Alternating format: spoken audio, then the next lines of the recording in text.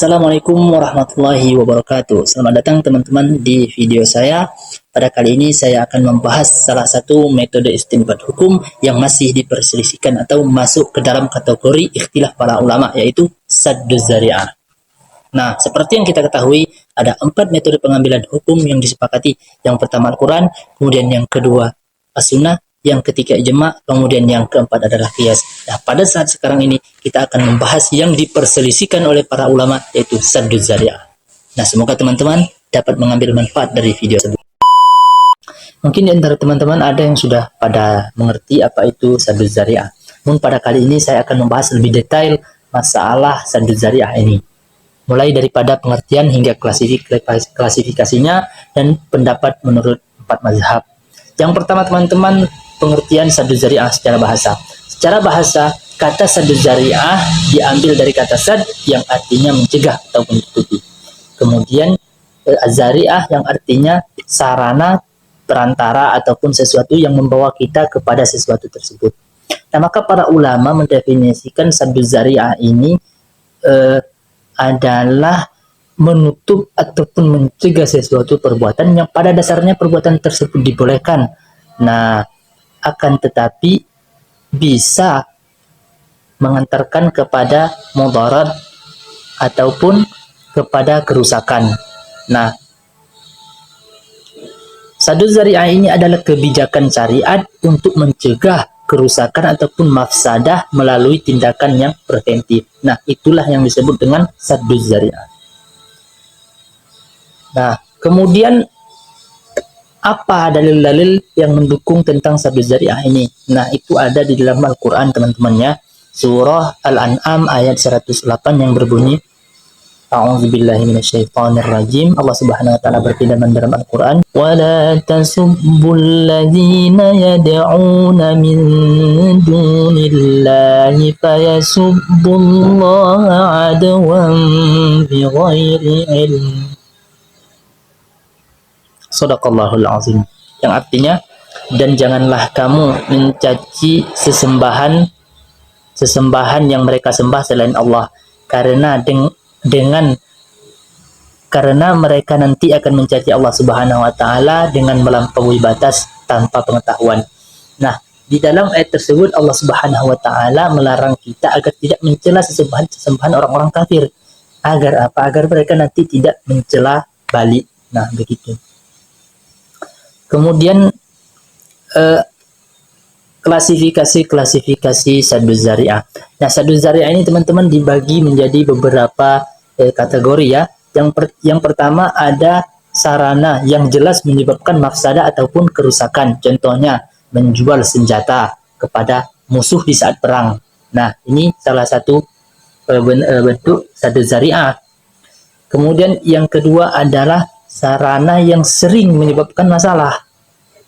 Contohnya apa? Khalwat, artinya berduaan antara laki-laki dan perempuan yang bukan mahram, yang mana nanti bisa mengarah kepada zina. Kemudian klasifikasi yang ketiga adalah sarana yang jarang menyebabkan mafsadah. Contohnya membuat patung, nah sebagai dekorasi yang mungkin jarang patung tersebut menjadi penyebab syirik. Nah, itu contohnya. Kemudian yang keempat, sarana yang pada dasarnya diperbolehkan tetapi ada resiko mafsadah. Contoh, menonton sesuatu yang mubah yang bisa menyebabkan lalai daripada ibadah. Nah, contohnya main game tuh bisa jadi juga. Karena dengan kita asik main game, nonton TV, pada dasarnya mungkin itu tidak mengandung hal-hal yang haram, pada dasarnya itu diperbolehkan. Akan tetapi pada saat kita lalai di dalam melakukan suatu ibadah, nah, maka itu menjadi haram. Kemudian bagaimana pendapat 4 mazhab mengenai sadduz zari'ah ini? Baiklah, kita mulai daripada ada yang menekankan penerapan sadduz zari'ah seperti Imam Malik. Nah, beliau sangat menekankan sadduz zari'ah ini. Bahkan beliau mengatakan bahwa perbuatan mubah yang berpotensi membawa kerusakan wajib ditinggalkan. Nah, itu menurut mazhab Maliki. Nah, kemudian di dalam mazhab Hambali, nah, Imam Ahmad bin Hambal mengakui juga sadduz zari'ah ini dan sering menggunakannya di dalam istinbat hukum juga. Nah, Itu daripada pendapat Imam Ahmad bin Hanbal. Contohnya larangan jual beli di waktu azan Jumat karena bisa melalaikan kewajiban sholat Jumat. Nah, kemudian yang ketiga, mazhab Hanafi. Nah, mazhab Hanafi ini teman-teman lebih berhati-hati ya di dalam menerapkan sadu zari'ah ini. Nah, di dalam mazhab Hanafi ini mereka tidak menggunakan kaidah ini secara mutlak ya, kecuali jika kerusakan atau mafsadah itu secara jelas dan pasti. Nah, baru mazhab Hanafi membolehkan sadu zari'ah tersebut. Kemudian mazhab selanjutnya adalah mazhab Syafi'iyah. Ini memang tidak beraturan, tetapi kita menilai dari yang menerapkan, kemudian yang agak sedikit longgar di situ kita menerapkannya. Nah, di dalam mazhab Syafi'i ini itu Imam Syafi'i sendiri mengakui adanya sadu zari'ah. Nah, akan tetapi lebih membatasi penerapannya. Beliau hanya menerapkan pada sesuatu yang memang itu jelas mengarah kepada keharaman. Contohnya, larangan seorang perempuan bepergian tanpa mahram. Untuk apa? Untuk mencegah fitnah. Nah, begitu menurut Imam Syafi'i rahimahullah.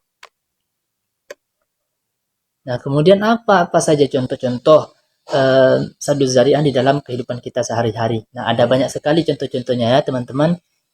Ada yang pertama tadi, kayak seperti contoh yang telah kita sebutkan tadi, melarang jual beli senjata kepada kelompok-kelompok pemberontak ataupun kriminal, kemudian menutup akses konten yang berpotensi melanggar syariat di dalam media sosial, kemudian menghindari permainan judi ataupun walaupun niat awalnya hanya untuk bersenang-senang. Nah, jadi kesimpulannya teman-teman, saddu zari'ah ini merupakan kaidah syariat yang bertujuan untuk mencegah mafsadah dengan menutup sarana atau prasarana yang bisa mengarah kepada perbuatan haram.